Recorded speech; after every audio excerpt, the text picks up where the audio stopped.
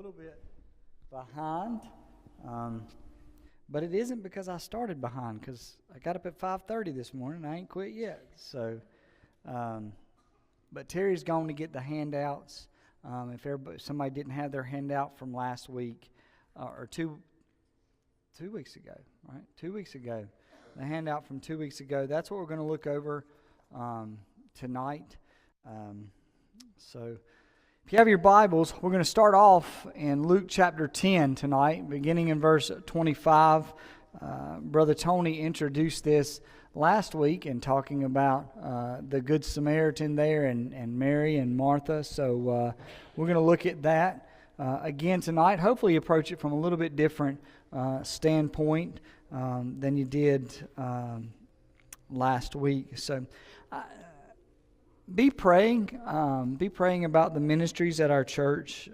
There's a lot of opportunities coming up for us to really engage the community, and looking forward to that. We've got a yard sale going on. Yard sale Friday and Saturday. Yard sale Friday and Saturday. I don't know who might need them. They might already have them. If you need paper, Terry will get you one. So we have the yard sale on Friday and Saturday, and we're going to be putting out information about our Awana program and also about soccer. It just seems like we wrapped up soccer, and now seemed like we just finished up soccer, and now soccer's rolling around again. So, yeah. So October and November, we will have our registration for October for soccer, and then December we'll put those teams together. January, we will get started with our soccer season.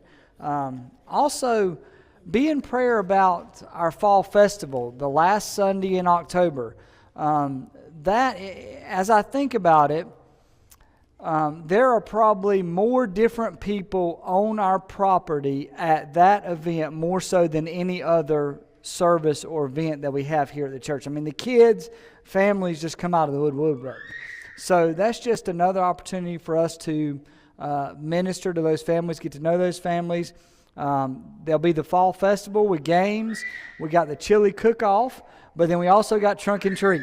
So Lonnie has planned trunk or treat this year. She didn't plan it last year till I announced it and told people we were having it without checking with her. And Lonnie made it happen, so I do appreciate her for doing that. So by now you should be at Luke chapter 10 in your Bibles. We're going to continue our study, One Race, One Blood. I think we have 4 more Wednesday nights that we will be covering this topic, and then we'll be wrapping it up. We do have a business meeting in October, so probably finish it up in October. November we'll start with something new, and I've got 2 ideas kind of where I want to go in November, so I'm just trying to figure out what the Lord would have us to do there. So be praying about that as well. So, but there's not much written in the Bible regarding discrimination based on our skin shade, melatonin, different hues, whatever the word is that you want to use there, at least not in the way that we see the divisions that we see today. During that time, during the time in which the Bible we're going to look at tonight, one of the biggest problems as far as division and discrimination was that of a national, ethnic, and religious division. The religious leaders discriminated against those that they called the sinners. The Jews hated the Samaritans because they were not considered purebred Jews. The context has changed from where we are tonight in the Scriptures to where we are now, but a lot of the same problems still remain. So let's continue. Let's begin reading tonight. Luke chapter 10, beginning in verse 25. And it said, "And behold, a certain lawyer stood up and tested him, saying, Teacher, what shall I do to inherit eternal life? Then he said to him, What is written in the law? What is your reading of it? So he answered and said, You shall love the Lord your God with all your heart, with all your soul, with all your strength, with all your mind, and your neighbor as yourself. And he said to him, You have answered rightly. Do this and you will live. Brother Tony talked about that last week. You know, he answered correctly. The answer was in accordance with the law there. But this man that he was speaking to, that Jesus was speaking to, there was, of course, no way for this lawyer or scribe to adhere to that law in its entirety without messing up. And we know, Brother Tony talked about that. If we mess up on one part of the law, we're guilty of breaking all the law. Verse 29, but he, wanting to justify himself, said to Jesus, and who is my neighbor? Then Jesus answered and said, a certain man went down from Jerusalem to Jericho and fell among thieves, who stripped him of his clothing, wounded him, and departed, leaving him half dead. Now by chance a certain priest came down that road, and when he saw him, he passed by on the other side. Likewise a Levite, when he arrived at the place, came and looked and passed by on the other side. But a certain Samaritan, as he journeyed, came where he was, and when he saw him, he had compassion. So he went to him and bandaged his wounds, pouring on oil and wine, and he set him on his own animal, brought him to an inn, and took care of him. On the next day, when he departed, he took out 2 denarii, gave to the innkeeper, and said to him, take care of him, and whatever more you spend, when I come again, I will repay you. So which of these 3 do you think was neighbor to him who fell among the thieves? And he said, he who showed mercy on him. Then Jesus said to him, go and do likewise. This lawyer would have been considered a scribe, an expert in interpretation. Not only an expert in interpretation of the Mosaic law, but also in application of the Mosaic law. You would often see lawyers or scribes like these hanging out with the Pharisees. Now, why were they following around the Pharisees? Well, they were trying to trip Jesus up, right? These were the scribes. You know, they knew the law. If Jesus said something out of way, they were just ready to pounce on him, right? And accuse him of blasphemy or being a liar or claiming to be something that he wasn't. But when Jesus asked this scribe the question, the scribe gave the correct answer. Well, how do we know it was the correct answer? Well, if you look over in Mark chapter 12 there, verse 38, when the scribe asked Jesus what was the 2 greatest commandments, Jesus gave the same answer, right? So if we know if Jesus gave the answer, we knew it was right? If you think about it, these 2 commandments, right, what were they? Love God, and love your neighbor as yourself. Love God and love your neighbor as yourself. I don't know if you've ever realized this. It was, I don't know how old I was when I came to the realization, all 10 commandments fall underneath those 2 commandments. You understand that? All the commandments, you know what I mean? Don't cheat, don't lie, don't steal. What do those commandments have to do with? Loving your neighbor, right? Thou shalt have no other gods before me. What commandment does that fall under? Shall love God, right? Take all 10 commandments; they can be fall underneath these 2 commandments. So this was like a summary of the 2 commandments. When Jesus asked this scribe, "What are the 2 commandments?" he said truthfully, but in essence, he was saying all 10 commandments. Right? Jesus said, "Keep all 10 commandments, and you'll live."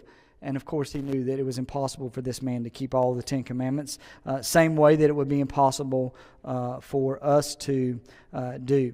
But the fact that the scribe, that this lawyer gave the correct answer, means that he knew the correct answer, right? And because he knew what he should have done, and because he didn't do it, he would be held accountable for that, right?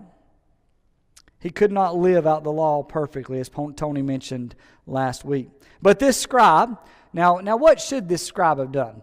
when Jesus said, "What are the 2 commandments?" and he gave them, right? He should have just, in humility, shut his mouth, right?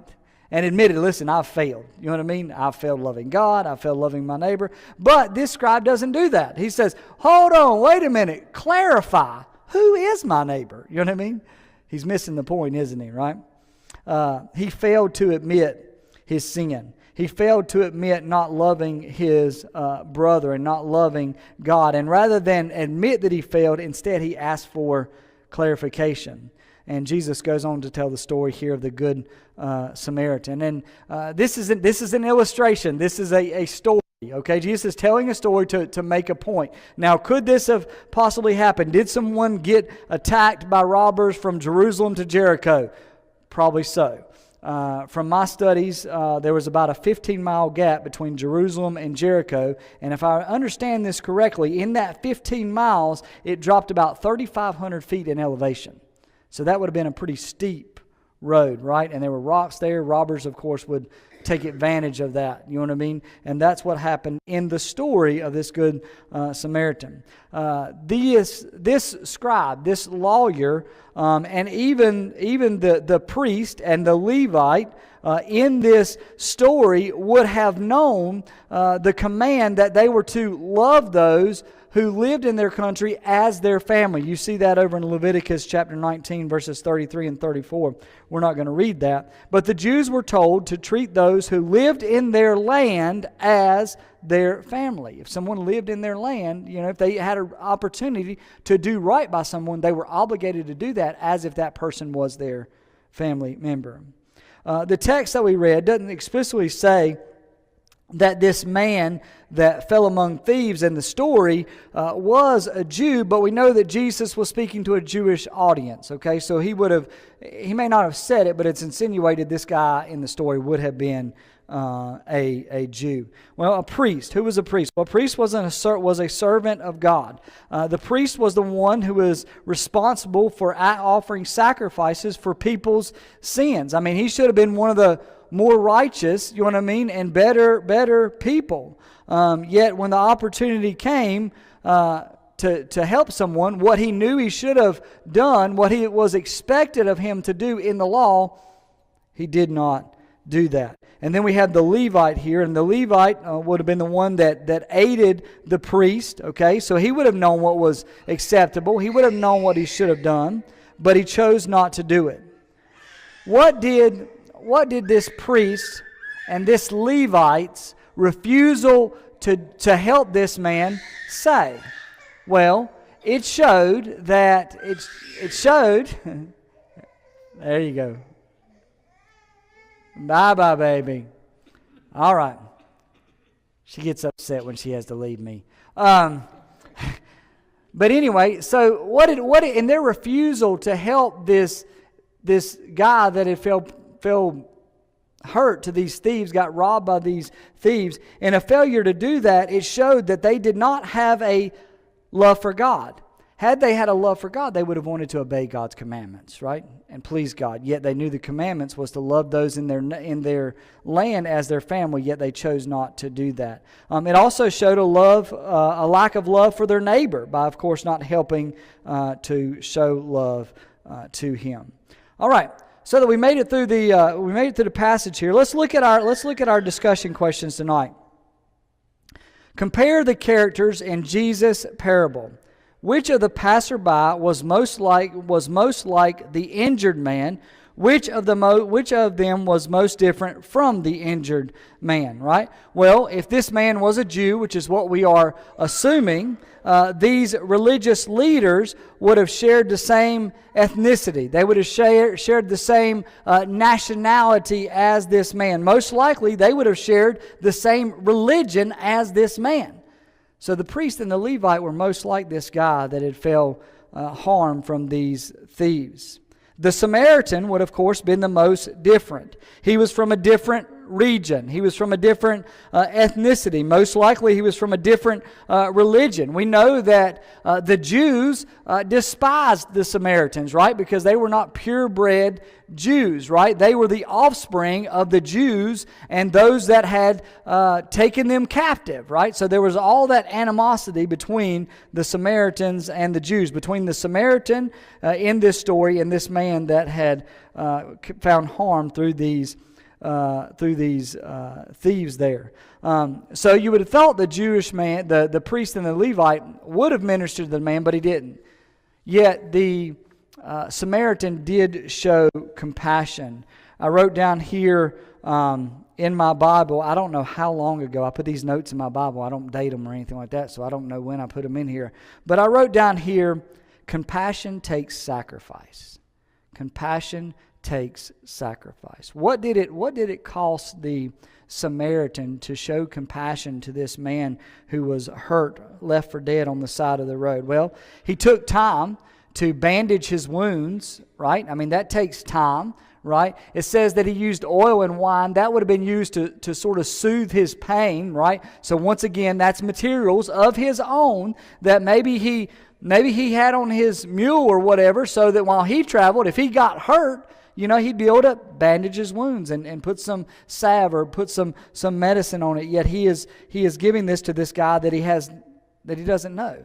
This guy that would have probably avoided him if he saw him walking down the side of the road. This guy would have crossed on to the other side, right?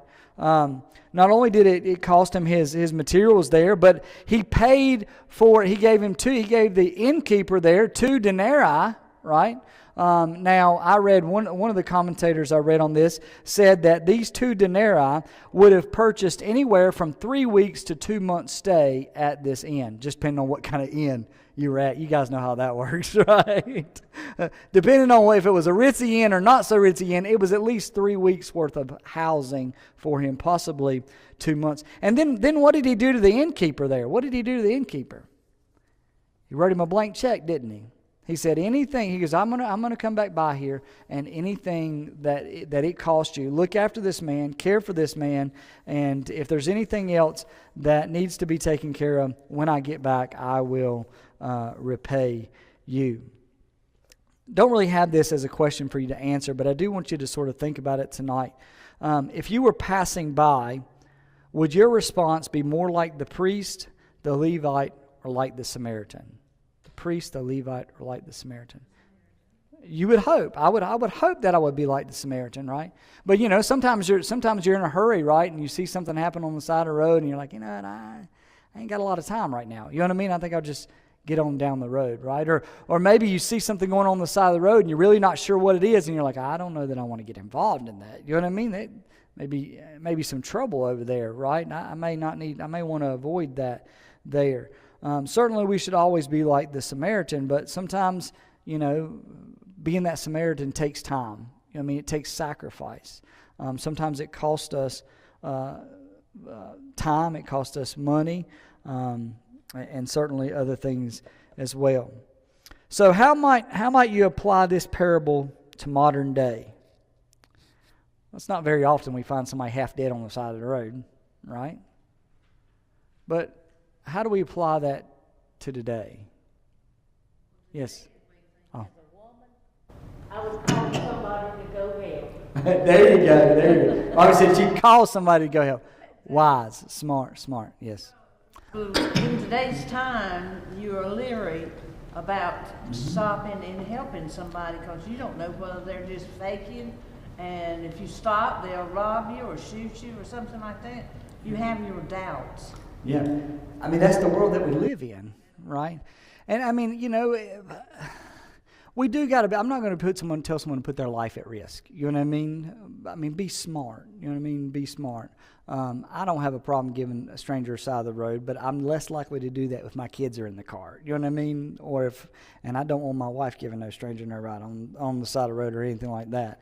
But I do remember when we were here the first time, we got ready to leave church one night, and there was a guy sitting at the corner here with his bicycle. His bicycle had a flat tire, and I was driving my truck, and I stopped, and I said, hey, man, can I give you a ride? And he said, yeah. I had my daughter with me that time, and I said, well, just put your bike in the back of the truck and tell me where you live, and we'll go down there. So we ended up down there, and I dropped his bicycle off, and me and Adeline came back home.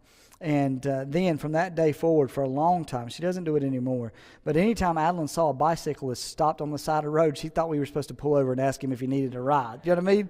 And I'm like, baby, he's probably just taking a break. He's got a water bottle out. He's probably just taking a relaxation. We don't got to give every bicyclist on the side of the road a ride. But be smart. God gives us common sense, right? But do what you can to help. Yes, Brother Tony. How can we use that today? Like you said, we don't, if any, ever see somebody getting beat on the side of the road. But we can use it we do more often than not, see people beat down emotionally. beat up by other people that are non-believers, and if you could be that Samaritan and comfort them during their time, that would pick them up, take them to hospitality is another big thing. That I think that's a way we could use it too. Yeah. You don't have to just somebody beat up, but emotionally wrecked, or you can see it in people's eyes when they're hurting. Yeah. I put down here, we often don't see someone half dead on the side of the road, but we have ample opportunities to help someone in need. You know what I mean? And encouraging them, picking them up. You know what I mean? That's one way. I mean, what are some other ways we can encourage people in need? Taking the right priorities. Huh? Taking the right priorities. Like, for example, if there is something, we see that, hey, this might need help emotionally or maybe something is happening, I need to go and help. Yeah. But at the same time, you might be going to, an important meeting or important something. But we don't know, Jesus actually wants us to help this guy who is in front of you rather than somebody who is out there. I know that we have to help that person or that family too, but what is in front of us, leaving that, neglecting that behind, and thinking the best example would be coming to church. Yeah, you're going for a good deed, but they might be on the road who need actual help. Right. Yeah. That Jesus wants you to help, and that might enlighten that guy. That's right. And that can give him the right path to the Jesus. Yeah. So you'll be indirectly helping and bringing the light or brightness, because that's how people used to do in the olden days. People used to accept religion based on the deeds, based on the character of the person, and people used to be curious. Hey, I want to know what religion this person follows. Yeah. So I think that taking the right priorities, right time, I think that helps. Good. And anytime you need to be late for Sunday school or church or children's church or anything like that, for helping somebody on the side of the road, just know the pastor gives you a pass, okay? Tell me the pastor gave you permission. Anybody else? Following up on what Tony said, if you're out in public in a restaurant or a store and you see someone being bullied, to just speak up for them. That's right. Speak up. Usually the crowd backs you, so it's not like you're by yourself, you know what I mean? So, yeah, you're right. Yeah. Anybody else? So what principles can we learn from this account? And my homiletics teacher would call this universal principles. You know what I mean? That apply all the time, everywhere, throughout the history of the world. You know what I mean? So what are some universal principles that we can take from that? Well, God wants us to love people the way He loves people, right? Love people the way that He loves people. What are some other universal principles? Well, show mercy. That's right. Don't turn a blind eye. Don't turn a blind eye, right? Don't think about yourself. We're going to look at that here in just our next. We're going to look at that here in our next set of verses. In this story, he redefined neighbor. He redefined neighbor, right? Neighbor goes beyond the people that look like us. You know what I mean? Neighbor goes beyond religious boundaries and national boundaries, ethnic boundaries, economical boundaries. Love your neighbor extends to who? Everybody you have the opportunity to minister to. Right? Everybody you have the opportunity to serve. The Samaritan demonstrated love through sacrificial action. And like I said, we'll get into that in the next verse here in a minute. In essence, Jesus was teaching us that we ought to act in love towards all people. Act in love towards all people. Let's continue reading there. Philippians chapter 2. You don't got to turn to it. It should be on the screen tonight. But I'm going to read it. I'm going to read it out of my copy of God's Word. Philippians 2, beginning in verse 3. It says, "Let nothing be done through selfish ambition or conceit, but in lowliness of mind let each esteem others better than himself. Let each of you look out not only for his own interest, but also for the interest of others."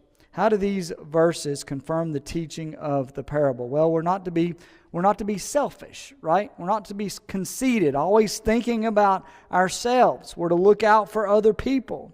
If you notice there, that's sort of a two-part command there.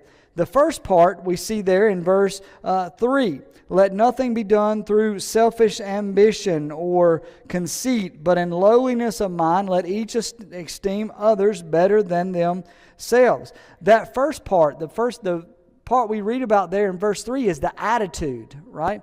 Where do our actions start? They start with what? Our mind, our thoughts. You know what I mean? We talked about that in the book of James, right? Things that start in our mind and then play out in our life, in our actions. So if we want to show love to other people, it's got to start in our minds, right? That's what he's talking about there in verse 3. He's talking about the attitude. Do not be selfish. Do not be self-condemned. That has to do with our thought life, right? And then the second there, in the fourth verse there, the second is an action. Look out for others, right? When I think about looking out for others, I think about doing something to help someone, right? There's the action part of it. So it's two parts. It starts with our attitude. How do we view other people? How do we care for other people? Do we love other people the way God loves other people? Do we love people sacrificially? And then the second part, how does that play out in my actions? That's what Ursulon was talking about. You know what I mean? The world knows us as believers many times by the way we conduct ourselves and the way we treat other people, the way we care for other people. I wrote down here, both these are needed. Both our attitude and our actions are needed to fulfill God's command. Not only are we commanded to show love to others, but God wants us to show love, kindness, and respect to all people. To all people. Regardless of what religion. And you say, Pastor Dave, we're Baptists. I understand that. I'm not a Baptist. I'm a biblicist. Okay? I am first and foremost a biblicist even before I'm a Baptist. Right? And I do understand that there are differences in religions. Okay? I understand that some religions are just wrong. Any religion that teaches you can get to God any other way than Jesus Christ is wrong, okay? I don't have to admit that their religion is right when it's wrong to show that I love them and I care for them and I'm willing to minister to their needs. You know, if somebody around me needs some food, you know what I mean, or somebody around me needs some help, it doesn't matter what they believe about God at that point. You know what I mean? They have a need and I have the ability to meet that need. I need to meet that need. And like Ursulon's talking about, you hope that that'll open up to an opportunity to meet their spiritual need and to share with them about God. That's the reason we do the things that we do here at Fellowship Baptist Church. So regardless of religion, regardless of the shade of their skin, the hue of their skin, regardless of whether they're rich or poor, whether they're young or old, right? Whether they're young or old, right? We're to love everybody and minister to everybody. You know, in my life, you know, a large part of my ministry has been youth and children, more youth than children, right? But everybody, you know, I have an obligation to love everybody and do what I can for everybody, from the little ones on up to the older ones. I won't call anybody old or anything like that, but from the little ones on up to the older ones. How's that? Huh? Yeah. No matter where they live, you know, we have an opportunity to minister to other people around the world. You know, we sponsor missionaries, right? That ministers to people around the world. Miss Jane is having her yard sale. Did anybody see the yard sale signs? Miss Jane. 4 or 5 more. Yeah, Miss Jane asked me could she do that, and I said, go right ahead. She said it's going to look like a flea market. I said that's okay. Just put them out there. But Miss Jane's having a yard sale on Friday and Saturday, and all that money is going to be able to. I think it's going to the Dominican. I think she's going to have a display set up there Friday, Saturday. But she's selling these things to invest in people over there so that they can go to school and so they can have what they need and so they can hear about God. You know what I mean? If you need some stuff, come to the yard sale. There's probably some stuff there you need and maybe some stuff you don't need, you know, whatever.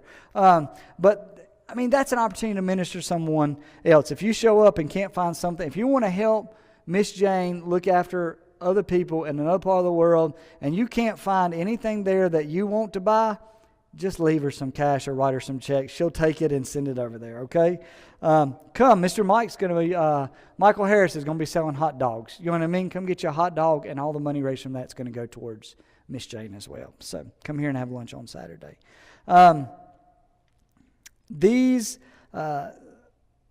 Everyone is our relatives because we were made in the image of God, right? We covered that, right? We're all descendants of Adam and Eve. God tells us in 1 Samuel 16 and 17 that man looks on the outside, but God looks at the heart.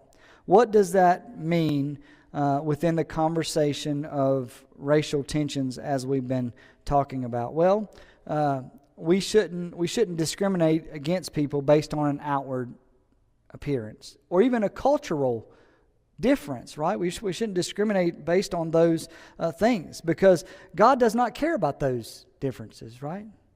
What are the only the two? And some of y'all have been with me for the last couple of months, so I expect a correct answer out of somebody. What are the only two races? What are the only two races? Come on. Well, there's only two genders. Those are the only two genders. We'll go there. Terry, what you got? Christians and non-Christians. Yeah, believers and non-believers. That's right. There are two races, right? There are those that are destined for heaven and those that are destined for hell because they haven't accepted Jesus Christ as Lord. Those are the only two races that matter to God. Those are the only two races that should matter to us as well. God cares about whether a person has chosen to follow them or not. That should change the way that we think about people. Every single person in the history of the world has started at the same point as us. When we understand what the gospel offers, when we understand what the good news of God is all about, we should have a desire to share it with each and every person, right? Whether they look like us, talk like us, dress like us, live in the same neighborhood as us, it doesn't matter, right? It doesn't matter. One thing that matters is whether they know Jesus Christ as their Lord and Savior. It's important to show people kindness and meet their needs, but the greatest act of kindness we can do is tell someone about Jesus. We meet their physical needs so that hopefully we can meet their spiritual needs. Not that we can meet their spiritual needs, but we can introduce them to Jesus who can meet their spiritual needs. One of the questions I had down here said, in what ways have you seen prejudice or unkindness displayed? I mean, we probably don't have to go too far to answer that question, right? I mean, all of us have seen some kind of prejudice or some kind of unkindness, right, in their lives, maybe with themselves or with someone else. How should we respond when we witness prejudice or unkindness? It's back to what Wanda was saying, right? You need to speak up, right? You need to speak up. Yes, Tim. Tell a quick story and then get to the point. When I was in high school, I had a friend, and he liked this girl, and she was very attractive, and so he says that he's going to go over to her house and meet her dad because she said that was part of the rules. So they did whatever they did, went over to meet the house. So a couple days later, I said, so how'd it go? He said, well, as soon as I got inside the house, her dad came over and showed me his certificate. Like, certificate? Yeah. He was a professional kickboxer. And he wanted the young man to know, I'm a professional kickboxer, this is my daughter. Yeah. So, the thing is, obviously my friend was like, yeah, I'm not going to do anything inappropriate with her because you get whipped. But the thing is, God is over everybody. So when you mistreat somebody or you don't treat them the way that you're treating, you should be more scared about that than if you were mistreating somebody whose father was a kickboxer. Yeah. And so those two laws, love God with all your heart and mind, the other one flows from it to love your neighbor because that neighbor is made by God. That's right. That's right. Created in the image of God. We've talked about that over the last couple of months. That's where we get our value at, right? Not in who we are or anything that we can do or how smart we are. You know what I mean? Our value comes in the fact that we were all created in the image of God, right? Thank you, Tim, for that story there. Certainly. In some cases, groups have fought against oppression and discrimination by rallying under a banner of pride in their ethnic heritage. Do you think that this is a helpful approach? What do you think? You're like, Pastor Dave, that's the hard question, right? There's a lot of time, you'll hear people sort of rallying based on an ethnic affiliation. You know what I mean? Cultural affiliation, Is that helpful? No, again, that's a worldly thing. I mean, if you rally around a cultural thing that's not Christ-like or that glorifies God, that's worldly, and that is not good. Yeah. It can cause chaos. It can. I don't have any problem with having national pride. You know what I mean? Where you come, be proud of where you come from. You know what I mean? I come from Winston-Salem, more specifically Walkertown, which was a lot like Fuquay used to be a long time ago, right? We had a Hardee's and a Winn-Dixie, and that was pretty much it, right? There's nothing wrong being proud of where you come from. But a lot of times when people rally under cultural, well, this is who we are and that is who we are, it's more about division, right? And dividing, right? And that's what we've been talking about this whole study, not being divided. You know what I mean? We're all God's children, you know what I mean? In this fact that God created us all, or allowed us to be created. Not all of us are God's children, right? Only those that put faith in God are children of God. But sometimes ethnic pride can be taught in a way that fuels conflict and causes greater division. And a lot of times it's about our skin color. You know what I mean? I mean, you guys know what I'm talking. I mean, you guys, I don't know how many years it's been. You know what I mean? We had white pride, and you know what I mean, and black pride and blue pride, and you know what I mean, all these things dividing over things that we have no control over, right? I have no control over the shade of my skin, right? I have no control over where I was born or what part of the world I was born in. I have no control over that stuff, right? But those are the things that we allow to divide us so much, and that's just the same. Like Tony said, that's not of the Bible. As we've moved through this study, we've seen that the Bible celebrates diversity. Why did God create us with so many different skin tones and shades, so many different languages? Did our languages come from God? Did our languages come from God? Somebody help me out. Tower of Babel, right? Right? Tower of Babel. God created these things, right? God created this diversity. God celebrates diversity, but we also saw what the Bible speaks about unity, right? We are all to be one body, right? We're all unified in the sense that we're all from Adam and Eve. We all have equal value. This is another question for us. Do our actions line up with the definitions of social movements or with the truths of the Bible, right? What do my actions say about what I believe, right? Do I believe that we're all of value? Do I believe that we're all created in the image of God? Do I put forth the idea that I'm superior to anybody else? You know what I mean? No, right? We're wrapping up, guys.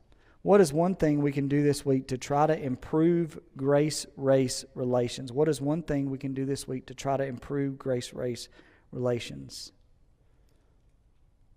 Do what? Love our neighbor, right? No matter who they are, right? Yeah. Love our neighbor.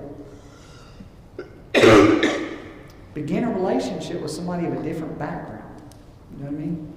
The coworker, right, that seems a little different. They dress a little different, talk a little different, eat a little bit different. You know what I mean? Start a friendship with them there. You know what I mean? Get to know them a little bit, right? Yeah, Dave, it doesn't take much to go up to somebody you see by themselves or whatever, and just sometimes all you have to do is say, hey, how are you doing? And that's all it takes, and then before you know it, this person could open up and be somebody that becomes a really big blessing for you or whatever. I mean, just to say hey to somebody is all it takes sometimes. Yeah. A cup of coffee. Talk about the issues that we've been talking about. You know what I mean? We've been talking about that too, right? Why are these issues never go away? Well, a lot of times we don't want to talk about them. You know what I mean? It's kind of stigma. You know what I mean? We don't talk about those kind of things, right? Talk about those things. And when we talk about those things, we talk about them from what? Word. Biblical standpoint, right? Share the gospel with somebody, right? The gospel's universal, right?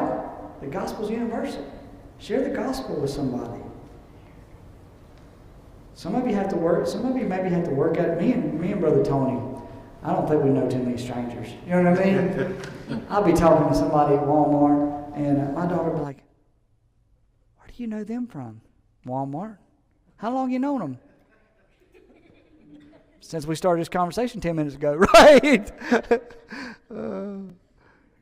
Engage somebody in conversation. Be a friendly face, you know. I was on the phone today. About something, and the girl, I called because I called customer service, and she answered the phone, and she said, "How can I help you?" It gave her a little spiel where she's from, what company she's with, and all that kind of stuff. And she said, "How can I help you?" I said, "How are you? How's your day been?" She's like, "Good." You know what I mean? She's probably never had somebody call customer service and ask her how her day was being. You know what I mean? I probably should have said, "Hey, my name's David Cloer, and I've got this issue." But before I get into that, how has your day been, right? Because it took her for a flip. You know what I mean? Show interest in people's lives. You know what I mean? Yes, Sonia. Yeah, sometimes when we have the opportunity to talk with someone who look different or speak different, we don't know what to say. But one of the things who help a lot is try to put yourself in the shoes of that person. Most of the people who came from other places, they left their family, their culture, everything they know, and they are in a new place. And when you put yourself in that situation, imagine what kind of attitude you want to see in the people around you. Yeah. Because most of us, when we come here, we feel afraid because we don't know anybody. Yeah. And even you living here and you talking a little bit about that, well, be careful to help strangers because you don't know what is intention of people. Well, imagine that fear of that thought, but more bigger when you come here and you don't know anybody. Mm. You don't have family here, you don't have friends. And when you put yourself in that situation, that gives you some ideas what to talk with the people. For example, most of us left our family behind, and everybody have a mom or dad asking for the family. You know, where's your family in your country? Because this is something that always worries you when you are here, because you are very far. If your mom or your dad needs something, you are so far that you can do anything for them. And everybody who comes from another place have those kind of worries, and it's nice when you ask him for that. And this is a very good introduction, and you can tell them, you know, I pray for your mom, I pray for your family in your country, or things like that. A lot of people here. The other day I talked with someone that he gave carrying a little boy, and he said, "Oh, your boy is very cute. Oh, he's very sweet." And he said, "Oh yeah, but this is not my only one." I don't ask anything. I just say that. And he told me that his other 3 kids are in Mexico. And he said, "I miss my kids a lot." You know, and that was an opportunity to talk to him and say, "You know what? It is very good if you pray for your kids, and you know, don't forget them," and things like that. But my point is, if you don't know how to introduce yourself or say something, just ask where they came from or things like that. You know, very simple questions that just and people really, they are ready to answer, and that make you feel welcome here. Because I tell you, a lot of people are alone. They don't have any friends. And this is something very sad, that you live in a country where you see a lot of people around you, but you don't have any single friend. And some of the people just talk with the people from the country that they came from, because they don't have any friends here. And it will be very nice if we, like a Christian, show our love in that way, showing some interest for their life and things like that. Be very, just have some ideas. Be very intentional. Be very intentional. You know, I know it hasn't been as much here because I use more self-checkout now than I used to. But a lot of times when I would go to Food Line or somewhere like that, you know what I mean, I would always look for the same cashier, you know what I mean, and establish that relationship and get to know them a little bit, you know what I mean, and you see the same people, you know what I mean, you can build, I mean, if there's 10 people in the checkout line, I can't carry on a 10-minute conversation, you know what I mean, but look for people and be intentional in things. I had a buddy of mine, we were out to eat one time, and I never heard him do it before, but we were sitting down at the table, and we were at Waffle House in Greensboro at a conference, and the waitress come over there, and she got our drinks and stuff like that, and she, I don't remember if it was before we ordered our food or after we ordered our food, but she came back to our table, and he said, hey, listen, we're gonna ask the blessing on our food. Is there anything that we can pray for you about? And I mean, she was taken back. I was taken back. You know what I mean? This was different for me, but I don't do it every time. I probably should do it every time now, but I mean that's an open door. You know what I mean? To get to know someone, show them that you care. You know what I mean? Next time you go to Waffle House, you look for that waitress again and say, hey, you know, if she said, hey, listen, I've been stressing over the waitress that we had that time. She said she was going through school and she was stressing over some school stuff. And so he said, we'll pray for your school, you know. But then the next time you go in there, you say, hey, listen, how's school going? You know what I mean? And just be intentional. Be intentional with people. So I used to keep sticky notes when me and Melody moved into the neighborhood over here in Andrew. I kept sticky notes, and then I turned them into file note cards, right? Third neighbor down on the left's name is Bill. You know what I mean? I mean, if you looked at my index cards, you'd think I was a stalker or something. You know what I mean? But works for such and such. You know what I mean? But then, I mean, it was being intentional, getting to know people. You know what I mean? And that's right. So anybody else? Anything else? Any other thoughts? All right, so what we'll do now is we'll take some prayer requests, and then we'll divide up our ladies into their prayer room, and we'll have ladies and men in their prayer rooms if they want to, and then we'll have corporate prayer in here. So remember the yard sale on Saturday, Friday and Saturday.